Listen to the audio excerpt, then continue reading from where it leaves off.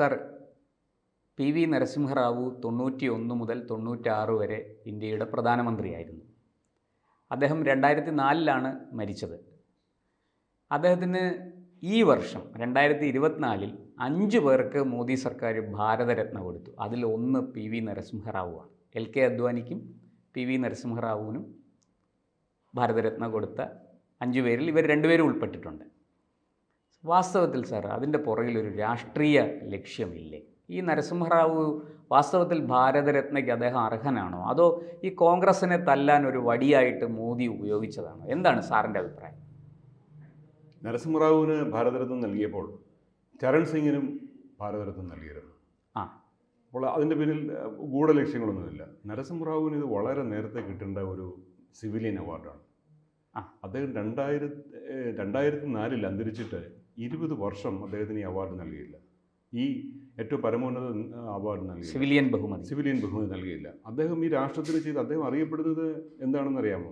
Father of vibrant India, architect of vibrant India, ചലനാത്മകമായ ഭാരതത്തിൻ്റെ ശില്പി എന്നാണ് അറിയപ്പെടുന്നത്. നവഭാരതത്തിന്റെ ശില്പി എന്ന് തന്നെ പറയാം. നവഭാരതത്തിന്റെ ശില്പി അത്രയും അവകാശപ്പെടാനുണ്ടോ? അതിനപ്പുറം അദ്ദേഹത്തിന് അവകാശപ്പെടാം. അതായത് നമ്മുടെ ആ നെഹ്റുവിയൻ സോഷ്യലിസം എന്നൊക്കെ പറഞ്ഞാൽ നമ്മൾ സോവിയറ്റ് യൂണിയൻ്റെ പിന്നാലെ സോവിയറ്റ് യൂണിയനെ അനുകരിച്ചുള്ള ഒരു എക്കണോമി ഉണ്ടായിരുന്നു. 90-ൽ സോവിയറ്റ് യൂണിയൻ തകർന്നു.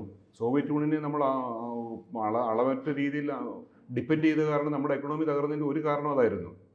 ഈ മൻമോഹൻ സിംഗ്, നരസിംഹറാവു നടപ്പാക്കിയ സാമ്പത്തിക പുരോഗതിക്ക് ഒരു കാരണം ആ സോവിയറ്റ് യൂണിയനിലുണ്ടായിരുന്ന ആ അമിതമായ ഡിപ്പെൻഡൻസി ആയിരുന്നു. നമ്മൾ സോവിയറ്റ് യൂണിയനിൽ നിന്നാണ് അന്ന് പെട്രോളിയം വാങ്ങിച്ചുകൊണ്ടിരുന്നത്. അതിന് പകരമായിട്ട് നമ്മൾ അവർക്ക് ബസുമതി അരിയും പച്ചക്കറിയും ഒക്കെയാണ്, ബീഫും ഒക്കെയാണ് കൊടുത്തുകൊണ്ടിരുന്നത്. അപ്പോൾ നമുക്കൊരു അന്താരാഷ്ട്ര മാർക്കറ്റിനെക്കാട്ടി വില കുറച്ച് കിട്ടുമായിരുന്നു സോവിയറ്റ് യൂണിയൻ ആയിരുന്നപ്പോൾ. പിന്നെ സോവിയറ്റ് യൂണിയൻ മാറി റഷ്യ ആയപ്പോൾ ബോറിസ് യെൽസിൻ റഷ്യൻ പ്രസിഡൻ്റായി. അദ്ദേഹം ഈ കരാറുകളൊക്കെ നിർത്തലാക്കി. അപ്പോൾ നമ്മൾ ഓപ്പൺ മാർക്കറ്റിൽ വന്ന് പെട്രോളിയം മേടിക്കേണ്ടി വന്നു, ഡോളറിൽ മേടിക്കേണ്ടി വന്നു. അങ്ങനെയാണ് നമ്മൾ സാമ്പത്തികമായിട്ട് തകരുന്നതിൻ്റെ ഒരു കാരണം കൂടി അതാണ്. അപ്പോൾ നമ്മൾ അത് നെഹ്റു ഉണ്ടാക്കി വെച്ച ഒരു സോവിയറ്റ് യൂണിയൻ സോഷ്യലിസം എന്നൊക്കെ പറഞ്ഞു പോയതാണ്, പൊതുമേഖലാ സോഷ്യലിസം എന്നൊക്കെ പറഞ്ഞു പോയതാണ്. അതിൽ നിന്നൊക്കെ ഒരു വലിയ മാറ്റം വരുത്തി, ഘടനാപരമായ മാറ്റം എക്കണോമിയിൽ, സാമ്പത്തിക സ്ഥിതിയിൽ വരുത്തി രാഷ്ട്രത്തിനെ രക്ഷിച്ചതിൻ്റെ ക്രെഡിറ്റ് മുഴുവൻ നരസിംഹറാവുവിനാണ്. നരസിംഹറാവു തെരഞ്ഞെടുത്ത ഒരു സാമ്പത്തിക വിദഗ്ധനാണ് മൻമോഹൻ സിംഗ്. അദ്ദേഹം IG പട്ടേൽ എന്ന് പറയുന്ന മറ്റൊരു സാമ്പത്തിക വിദഗ്ധനെയാണ് ശ്രമിച്ചത്. അദ്ദേഹം നിരസിച്ചപ്പോഴാണ് മൻമോഹൻ സിംഗിനെ അദ്ദേഹം ക്ഷണിക്കുന്നതെന്നാണ് പറയുന്നത്. PC അലക്സാണ്ടർ വഴിയാണ് അദ്ദേഹം തീരുമാനങ്ങളെടുത്തത്. അപ്പോൾ ആ നരസിംഹറാവുവിന് എന്തുകൊണ്ട് ഭാരതരത്നം കോൺഗ്രസ് കൊടുത്തില്ല എന്നുള്ള ചോദ്യമാണ്. കോൺഗ്രസ് പലർക്കും കൊടുത്തിട്ടില്ലായിരുന്നു. സർദാർ വല്ലഭായ് പട്ടേലിന് കൊടുത്തില്ല, നമ്മുടെ ഭരണഘടനാ ശില്പിയായ അംബേദ്കർക്ക് കൊടുത്തില്ല. അങ്ങനെ ധാരാളം കഥകളുണ്ട്. അവർക്കെല്ലാം പിന്നീട് മറ്റ് ഗവൺമെന്റുകളാണ് കൊടുത്തത്. അതെ, അതായത് നോൺ കോൺഗ്രസ് ഗവൺമെന്റുകളാണ് ഇവർക്കെല്ലാം ഭാരതരത്ന കൊടുത്തത്. സാർ, ഇപ്പോൾ അങ്ങ് പറഞ്ഞതുപോലെ PV നരസിംഹറാവു ഒരു അങ്ങനെ ഭാരതത്തിൻ്റെ ഒരു നവഭാരതത്തിൻ്റെ ശില്പിയാണ് എന്ന് അങ്ങ് പറഞ്ഞു. പക്ഷേ നമ്മുടെ നാട്ടിലെ പ്രതിപക്ഷം, അല്ലെങ്കിൽ ഇപ്പോൾ പ്രധാനമായിട്ടും കമ്മ്യൂണിസ്റ്റുകാർ, അദ്ദേഹത്തെ ഈ ഭാരതത്തിൻ്റെ വാതിലുകൾ തുറന്നിട്ട് എന്തും വിൽക്കാനും വാങ്ങാനും കഴിയുന്ന ഒരു മാർക്കറ്റാക്കി ഇന്ത്യയെ മാറ്റി. ഈ നവലിബറൽ സാമ്പത്തിക നയം, ഉദാരീകരണം, ആഗോളവൽക്കരണം, ഇതൊക്കെ ഭാരതത്തെ, നമ്മുടെ ഇന്ത്യയുടെ ദാരിദ്ര്യം വർദ്ധിപ്പിച്ചു എന്നൊക്കെയാണ് അവർ ആരോപിക്കുന്നത്. ഈ ആരോപണങ്ങളിൽ വല്ല വാസ്തവവും? ഒരു കഴമ്പുമില്ല. നമ്മൾ അതിൻ്റെ ഒരു ചെറിയൊരു വിവരണം, ഈ ആഗോളീവൽക്കരണം എന്ന പ്രക്രിയ, അതിനകത്തിൽ ലിബറലൈസേഷൻ ഉണ്ടായിരുന്നു, ഉദാരവൽക്കരണം ഉണ്ടായിരുന്നു, സ്വകാര്യവൽക്കരണം ഉണ്ടായിരുന്നു, ആഗോളീവൽക്കരണം ഉണ്ടായിരുന്നു. ആഗോളീവൽക്കരണത്തെക്കുറിച്ച് മാത്രം പറയാം. ആഗോളീവൽക്കരണം നടന്നില്ലായിരുന്നുവെങ്കിൽ നമ്മുടെ എക്കണോമി കെട്ടിപ്പൊതിഞ്ഞ, വേലികൾ കൊണ്ട് കെട്ടിയ, മതിലുകൾ കെട്ടി സംരക്ഷിച്ച് നിർത്തിയിരിക്കുന്ന ഒരു എക്കണോമിയായിട്ട് വന്നേനെ. നമ്മുടെ എക്കണോമിയിൽ സാങ്കേതിക വളർച്ച, കൊടുക്കൽ വാങ്ങലുകളില്ല, സാങ്കേതിക വളർച്ചയില്ല. ഈ നെഹ്റു നമ്മുടെ ചില അടിസ്ഥാന വ്യവസായങ്ങൾ, ഹെവി ഇൻഡസ്ട്രീസ് കൂടെ കൊണ്ടുവന്നു. അതിനുള്ള മെഷീനറിയും ടെക്നോളജിയും ഒക്കെ ബിലായി സ്റ്റീൽ പ്ലാന്റ് എന്നൊക്കെ പറഞ്ഞാൽ റഷ്യയിൽ നിന്ന് കൊണ്ടുവന്നതാണ്, മറ്റ് വിദേശ രാജ്യങ്ങളിൽ നിന്ന് കൊണ്ടുവന്നതാണ്. അമേരിക്കയിൽ നിന്നും റഷ്യയിൽ നിന്നും ഒക്കെ കൊണ്ടുവന്ന സാങ്കേതിക വിദ്യ ഉപയോഗിച്ച് ചില വ്യവസായങ്ങൾ ഇവിടെ സ്ഥാപിച്ചിട്ട് പിന്നീട് നമ്മൾ ഇതൊന്നും കൊണ്ടുവരാതായി. എന്നിട്ട് നമുക്ക് ക്യാപിറ്റൽ ഗുഡ്സ് ഇല്ല, മെഷീനറി ഇല്ല, ടെക്നോളജി ഇല്ല, സാങ്കേതിക വൈദഗ്ധ്യമുള്ള മാൻ പവർ ഇല്ല, നമുക്ക് റിസർച്ച് ആൻഡ് ഡെവലപ്മെൻറ്റ് ഇല്ല. എല്ലാം ബിൽഡിംഗ് ടു ബ്രെഡ് ഈ പൊതുമേഖലയിൽ തന്നെ, ഗവൺമെൻറ് മേഖലയിൽ തന്നെ നിർത്തി. നമ്മൾ ഈ BSNL ഫോണിൽ നിന്ന് നമ്മളിപ്പോൾ പെട്ടിക്കടയിൽ ഫോൺ കിട്ടുന്നതിലേക്കുള്ള മാറ്റം നമ്മൾ കണ്ടു കഴിഞ്ഞു. ഇന്ന് കേരളീയർ അനുഭവിക്കുന്ന ഒരു ദുര്യോഗമുണ്ട്. ഈ KSEB എന്ന് പറഞ്ഞൊരു പൊതുമേഖലാ സ്ഥാപനമുണ്ട്. സ്വകാര്യ മേഖല ഉൽപ്പാദിപ്പിക്കുന്ന കറണ്ട് വാങ്ങി ഒരു നല്ല മാർജിൻ എടുത്ത് ശമ്പളവും പെൻഷനും ഈ റണ്ണിങ് കോസ്റ്റും ഓർഗനൈസേഷൻ്റെ നിത്യനിദാന ചെലവുകളും എടുത്തിട്ട് ഈ ഉപഭോക്താക്കൾക്ക് വലിയ വിലയിൽ വിൽക്കുന്ന ഒരു സമ്പ്രദായമുണ്ട്. ഇതാണ് പൊതുമേഖല കൊണ്ട് സാധാരണ ജനങ്ങൾക്കുണ്ടാകുന്ന ബുദ്ധിമുട്ടുകൾ. ഇതിൽ നിന്ന് മാറ്റം വരുത്തി നമ്മുടെ ലോകത്തെന്ത് സംഭവിക്കുന്നു? ഇന്ന് നമ്മുടെ ഭാരതം മൈക്രോ ചിപ്സിലേക്ക് തിരിയുകയാണ്. സാർ, ഒരു ഒറ്റ കാര്യം ചോദിച്ചോട്ടെ. അങ്ങ് പറയുന്നതനുസരിച്ചാണെങ്കിൽ ഇന്നത്തെ ഈ മത്സരാധിഷ്ഠിത ലോകത്തോട് മത്സരിക്കാൻ പ്രാപ്തിയുള്ള ഒരു ഇന്ത്യയെ നിർമ്മിച്ചു നരസിംഹറാവു എന്നാണോ അങ്ങ് ഉദ്ദേശിക്കുന്നത്? അതിനുള്ള അടിത്തറ അദ്ദേഹമാണ് ഇട്ടത്. മത്സരാധിഷ്ഠിതമായ ഒരു ഇന്ത്യ ആക്കി മാറ്റുന്നതിൻ്റെ ഫൗണ്ടേഷൻസ്, ബേസിക്സ് ഇടുന്നതിൻ്റെ കാരണം അദ്ദേഹമാണ്. അതിനുള്ള ആ തീരുമാനമെടുത്തത് തുടക്കമിട്ടത് നരസിംഹറാവു. അത് അനിശ്ചിതമായ കാര്യമാണ്. അദ്ദേഹത്തിന് ഭാരതരത്നം ഓവർഡ്യൂ ആയിരുന്നു. പക്ഷേ സാർ, ഇന്ത്യയിൽ നിന്ന് ടൺ കണക്കിന് സ്വർണം വിദേശത്ത് കൊണ്ടുപോയി പണയം വെച്ചു എന്നൊക്കെയാണ് അദ്ദേഹത്തിന് നേരെ ഉയരുന്നത്. അദ്ദേഹമല്ലേ ഇത്? അദ്ദേഹം തൊട്ടുമുമ്പുള്ള സർക്കാരാണ്. അതെ, തൊട്ടുമുമ്പുള്ള അതായത് ചന്ദ്രശേഖർ 47 സ്വാതന്ത്ര്യം കിട്ടിയതിന് ശേഷം 44 വർഷങ്ങൾക്ക് ശേഷം 44 വർഷം കഴിഞ്ഞപ്പോഴും ഈ ഭരിച്ച രാഷ്ട്രീയ പാർട്ടികൾ ഉയർത്തിയ മുദ്രാവാക്യം ഗരീബി ഹഠാവോ, പട്ടിണി മാറ്റാം എന്നൊക്കെയായിരുന്നു. അപ്പോൾ അത് മനസ്സിലാക്കണം അതിൽ നിന്ന്. സാർ, തീർച്ചയായിട്ടും ഞാനിത് ചോദിക്കാൻ കാര്യം, ഇത് ചന്ദ്രശേഖർ ഗവൺമെന്റിന്റെ കാലത്ത് ഇങ്ങനെ ചെയ്യേണ്ടി വന്നു എന്നുള്ളത് സത്യമാണ്. പക്ഷേ ഇത് നമ്മുടെ നാട്ടിൽ ഇപ്പോഴും ഈ കമ്മ്യൂണിസ്റ്റുകാർ ഇപ്പോഴും ആരോപിക്കുന്നത്, ഈ പഴയ ആഗോളവൽക്കരണത്തെയും മറ്റും എതിർക്കുന്ന അവസരത്തിൽ അവർ ചാനൽ ചർച്ചകളിലൊക്കെ ചില കമ്മ്യൂണിസ്റ്റുകാർ പറയുന്നത് ഞാൻ കേട്ടിട്ടുണ്ട്, ടൺ കണക്കിന് സ്വർണം കൊണ്ട് പണയം വെച്ചത് കോൺഗ്രസിന്റെ നരസിംഹറാവു സർക്കാരല്ലേ എന്ന് ആക്ഷേപിക്കുന്നത് കേട്ടിട്ടുണ്ട്. അതിനെയൊക്കെ മുഖവിലക്കെടുക്കുന്ന കാലം കഴിഞ്ഞു തോന്നുന്നു. അത്തരം വാക്കുകൾ അല്ല, ഇത് ഈ പുതിയ തലമുറയ്ക്ക് അറിയില്ലല്ലോ സാർ. അതുകൊണ്ടാണ് ഞാനിത് പഴകിത്തേഞ്ഞ വാദങ്ങളും ആഗോളീവൽക്കരണം, ഉദാരീകരണം തിരിച്ചു വരാം, നരസിംഹറാവുവിലേക്ക് തിരിച്ചു വരാം. അങ്ങ് പറഞ്ഞതുപോലെ ഈ നവ ലിബറൽ ഉദാരീകരണം നടപ്പാക്കി സാമ്പത്തിക എന്താ പറയുക സ്വാതന്ത്ര്യം, വാസ്തവത്തിൽ അങ്ങ് പറഞ്ഞതിൻ്റെ ഒറ്റ വാക്കിൽ പറയാൻ കഴിയുന്നത് സാമ്പത്തിക സ്വാതന്ത്ര്യം നമുക്ക് നൽകി എന്നൊക്കെയാണ്. പക്ഷേ അതുകൊണ്ട് നമുക്കൊരു സാമ്പത്തിക കുതിപ്പുണ്ടായി എന്ന് പറയാൻ സാധിക്കുമോ? പ്രത്യേകിച്ചും ഈ 91 ശേഷം നമ്മളൊരു 2004 വരെ നമ്മൾ വലിയ പ്രതിസന്ധികളിൽ കൂടെ കടന്നുപോയി. അത് 2008 ലോകം മുഴുവനും ഒരു സാമ്പത്തിക പ്രതിസന്ധി ഉണ്ടായെങ്കിലും നമ്മൾ പിടിച്ചു നിന്നു. പക്ഷേ ഈ പറയുന്നത് പോലെ പൊതുമേഖലാ സ്ഥാപനങ്ങളും നമ്മുടെ ദേശസാൽക്കരിച്ച ബാങ്കുകളും അല്ലേ നമ്മളെ വാസ്തവത്തിൽ രക്ഷിച്ചത്? നമ്മൾ ഈ ആഗോളീവൽക്കരണം എന്ന് തുടങ്ങാം. ആഗോളീവൽക്കരണം എന്ന് പറയുന്നത് നമ്മുടെ ഈ അതിർത്തികൾക്കപ്പുറം കടന്ന് നമ്മുടെ മാർക്കറ്റ് എക്സ്റ്റെൻഡ് ചെയ്യുന്നു.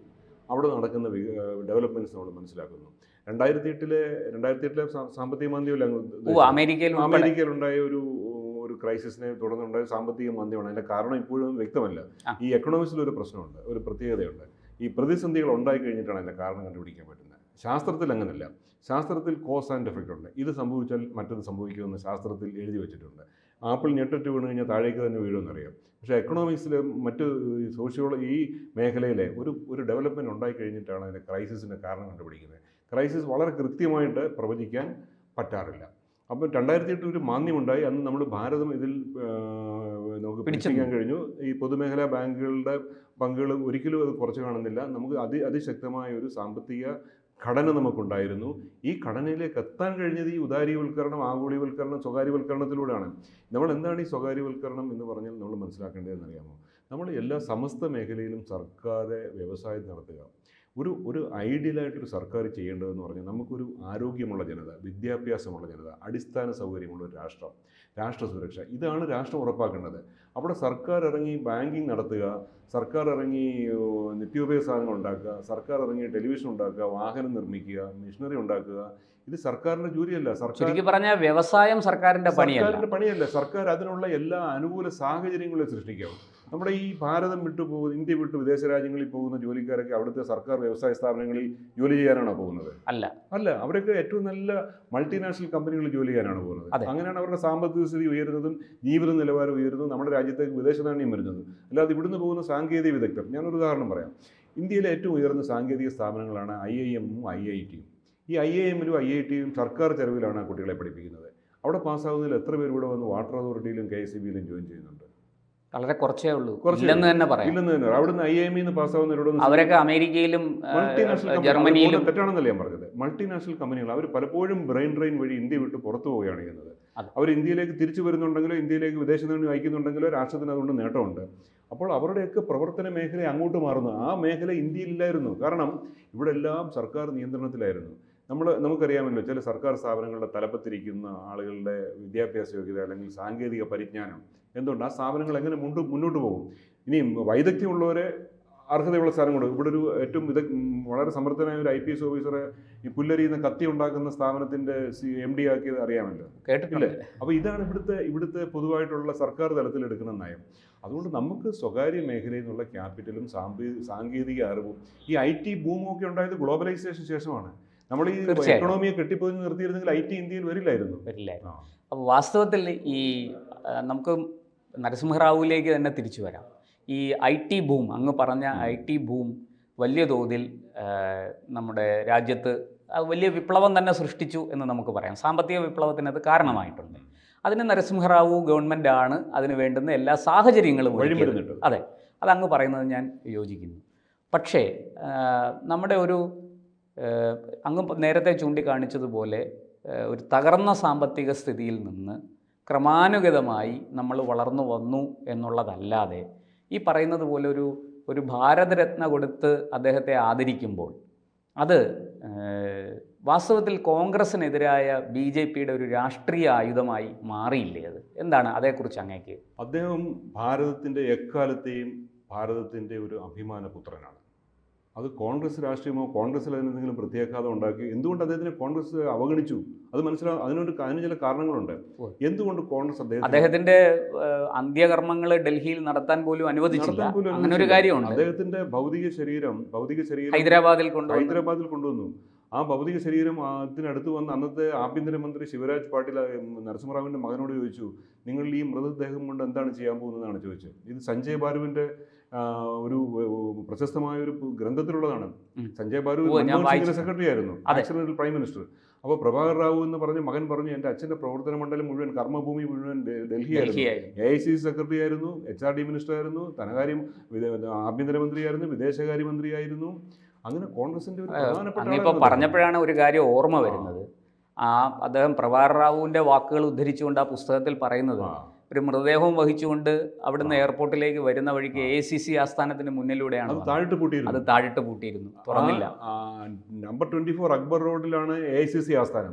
അതിന് തൊട്ടടുത്താണ് സോണിയാഗാന്ധിയുടെ വീട്. അപ്പോൾ സോണിയാഗാന്ധി ആ റോഡിന്റെ പേവ്മെന്റിൽ, നമ്മൾ ഓടെന്ന് പറയില്ലേ, ആ പേവ്മെന്റിൽ ഇറങ്ങി നിന്നിട്ടാണ് അന്ത്യോപചാരം അർപ്പിച്ചത്. തൊട്ടടുത്താണ് നമ്പർ 20 അക്ബർ റോഡ്. അത് തുറന്നു കൊടുത്തില്ല. സോണിയാഗാന്ധി അവരുടെ ഭവനത്തിൽ വീടിന് മുന്നിൽ വന്ന് ആ റോഡിൻ്റെ പേവ്മെൻറ്റിൽ റോഡ് വാതിക്കൽ നിന്ന് അന്ത്യോപചാരം അർപ്പിക്കില്ലേ, അങ്ങനെയാണ് അർപ്പിച്ചത്. ഇതാണ് നരസിംഹറാവുവിനോട്. ഇതിന് പല കാരണങ്ങളുണ്ട്. ഒരു ന്യൂനപക്ഷ സർക്കാരായിട്ട് വന്ന് 93-ൽ അദ്ദേഹം ഒരു നോ കോൺഫിഡൻസ് മോഷനെ നേരിട്ട്, അവിശ്വാസ പ്രമേയം നേരിട്ടിട്ട് അത് സ്ഥിരതയുള്ള ഗവൺമെൻറ്റായി. ചില റിപ്പോർട്ടുകളിൽ പറയുന്നത്, ഇതിനകത്ത് വസ്തുത എത്രത്തോളം ഉണ്ടെന്ന് അറിഞ്ഞുകൂടാ. അന്ന് സോണിയാഗാന്ധി അധികാരം തിരികെ ചോദിച്ചു എന്നാണ് പറയുന്നത്. നെഹ്റു ഫാമിലിയിലേക്ക് അധികാരം കൈമാറണമെന്ന് പറഞ്ഞു. കാര്യം സ്ഥിരതയുള്ള ഗവൺമെൻറ്റായി. മൻമോഹൻ സിംഗ് നരസിംഹറാവു കൊടുക്കില്ലല്ലോ, അദ്ദേഹം അറിയാമല്ലോ, അദ്ദേഹം വലിയ രാഷ്ട്രീയ ചാണക്യനാണല്ലോ. അതൊന്ന്. രണ്ടാമത്, ഈ നെഹ്റു ഫാമിലിയെ ചൊടിപ്പിച്ച മറ്റൊരു കാരണമുണ്ട്. നമ്മൾ ഇസ്രയേലിനെ മറ്റു ചില വോട്ട് ബാങ്ക് രാഷ്ട്രീയത്തിന്റെ കാരണങ്ങളാലൊക്കെ ഇസ്രയേലിനെ നമ്മൾ മാറ്റി നിർത്തി.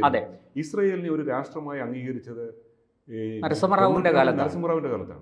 അത് ശരി. നരസിംഹറാവുവിന്റെ അത് വലിയ വിവാദം സൃഷ്ടിച്ചു. ആ വിവാദം ഒന്ന് സെറ്റ് ഓഫ് ചെയ്യാൻ വേണ്ടി അടുത്ത വർഷം അദ്ദേഹം യാസർ അരാഫത്തിനെ ഇന്ത്യയിലേക്ക് ക്ഷണിച്ച് ഗസ്റ്റായിട്ട് വരുത്തി യാസർ അരാഫത്തിനോട് ബോധ്യപ്പെടുത്തി എന്തുകൊണ്ടാണ് ഇസ്രയേലുമായി ഇന്ത്യ സൗഹൃദം സ്ഥാപിച്ചെന്ന് അദ്ദേഹത്തിനെ ബോധ്യപ്പെടുത്തി. മനസ്സിലായില്ലേ? അദ്ദേഹം മികച്ചൊരു രാഷ്ട്രതന്ത്രജ്ഞൻ തന്നെയായിരുന്നു, വലിയൊരു വിദേശകാര്യമന്ത്രിയായിരുന്നു, രാഷ്ട്രതന്ത്രജ്ഞനായിരുന്നു. ചാണക്യ ഓഫ് ഇന്ത്യ എന്ന് അദ്ദേഹം അറിയപ്പെടുന്നത്. അത് രണ്ടാമതൊരു കാരണം. മൂന്നാമത്, നമ്മുടെ ഒരു വലിയൊരു ബോംബെ സ്ഫോടനം ഉണ്ടായല്ലോ 93-ൽ. എത്ര പേര് മരിച്ചു? 257 പേര് മരിച്ചു. അതിൽ കൂടുതൽ ആളുകൾ 1400-ലധികം പേർക്ക് പരിക്കേറ്റു, മാരകമായിട്ട്. നടത്തിയ കമ്പനിയുടെ പേരൊക്കെ അറിയാമല്ലോ, ഡി കമ്പനി. ഒരിക്കൽ അറസ്റ്റോളം വന്നിട്ട് ഈ UP-യിലെ ചില ഘടകകക്ഷി നേതാക്കന്മാർ ഇടപെട്ട് ഡി കമ്പനിയുടെ അറസ്റ്റ് ഒഴിവാക്കിയെന്നൊക്കെ വാർത്തകൾ വന്നു. ഈ സ്ഫോടനത്തിനെതിരെ നരസിംഹറാവു അതിശക്തമായ നടപടികൾ സ്വീകരിച്ചു. അതും ഒരുപാട് പേര് അറസ്റ്റിലായി. അതും അസംതൃപ്തിക്ക് കാരണമായി എന്നൊക്കെയാണ് സൂചിപ്പിക്കുന്നത്. അപ്പോൾ നരസിംഹറാവുവിനോട് എനിക്ക് തോന്നുന്നു സാർ ഒരു കാരണം കൂടി പറയാനുണ്ട്. ഈ എന്നും നെഹ്റു ഫാമിലി എതിർക്കുന്ന ഒരു വലിയൊരു ബുദ്ധിജീവി ഭാരതത്തിലുണ്ട്, ഡോക്ടർ സുബ്രഹ്മണ്യ സ്വാമി. ഡോക്ടർ സുബ്രഹ്മണ്യ സ്വാമിക്ക് ഇദ്ദേഹം ക്യാബിനറ്റ് റാങ്കിൽ ഈ ലേബർ ആൻഡ് ഇന്റർനാഷണൽ ട്രേഡിന്റെ ഒരു ഓർഗനൈസേഷന്റെ ചെയർമാൻ സ്ഥാനം കൊടുത്തു. ഇന്ന് സുബ്രഹ്മണ്യ സ്വാമി കേസ് കൊടുത്തിട്ടാണ് സോണിയാഗാന്ധിയും രാഹുൽ ഗാന്ധിയും ജാമ്യം നാഷണൽ ഹെറാൾഡ് കേസ് നിൽക്കുന്നത്. ഇതെല്ലാം ഈ ഫാമിലിയെ ചൊടിപ്പിച്ച സംഭവങ്ങളാണെന്നാണ്. അപ്പൊ നരസിംഹറാവുവിനോട് വെറുതെ അല്ല സോണിയ കുടുംബത്തിന് വിരോധം. ഭാരതരത്നം കൊടുക്കാതിരുന്നതിന് കാരണം മനസ്സിലായില്ലേ? അല്ല, അവിടെ മനസ്സിലായി. എന്തായാലും അങ്ങ് പറഞ്ഞതുപോലെ നരസിംഹറാവു ഒരു അസാമാന്യനായ ഒരു ഭരണതന്ത്രജ്ഞൻ, രാഷ്ട്രതന്ത്രജ്ഞൻ, രാഷ്ട്രീയം അറിയുന്ന ഒരു ചാണക്യൻ ഒക്കെ ആയിരുന്നു. അത് സത്യമാണ്. അപ്പോൾ മോദി സർക്കാർ വെറുതെ അല്ല അദ്ദേഹത്തിന് ഭാരതരത്നം കൊടുത്തത്, അർഹിക്കുന്ന കൈകളിലേക്ക് തന്നെയാണ് അത് കൊടുത്തത്. സ്മാരകം പണിഞ്ഞത് മോഡി സർക്കാരാണ്. 2014 ഒരു പ്രത്യേക പേരിപ്പോൾ ഓർക്കുന്നില്ല. ഒരു സ്മാരകം പണിഞ്ഞതും മോദി സർക്കാരാണ്. ഡൽഹിയിൽ അതുവരെ ഡൽഹിയിൽ അദ്ദേഹത്തിന് സ്മാരകങ്ങളില്ലായിരുന്നു. എന്തായാലും സാർ, നമുക്ക് മോദി സർക്കാർ അർഹിക്കുന്ന ആ ഗൗരവം നരസിംഹറാവു എന്ന മുൻ പ്രധാനമന്ത്രിക്ക് നൽകി എന്നുള്ളത് അഭിനന്ദനീയം തന്നെ. എന്തായാലും നമുക്ക് കൂടുതൽ നരസിംഹറാവുവിനെ കുറിച്ച് ഇനിയും നമ്മൾ കൂടുതൽ പഠിക്കേണ്ടിയിരിക്കുന്നു. വളരെയധികം ഗവേഷണങ്ങൾ നടക്കേണ്ട ഒരു മേഖലയാണ്. അദ്ദേഹത്തിൻ്റെ ആ വ്യക്തിത്വം എന്താണ് എന്ന് കൂടുതൽ ഇനിയും ഭാരതം അറിയേണ്ടതുണ്ട്. എന്തായാലും നമുക്ക് അതിലേക്കൊക്കെ ഇനിയും വരാം.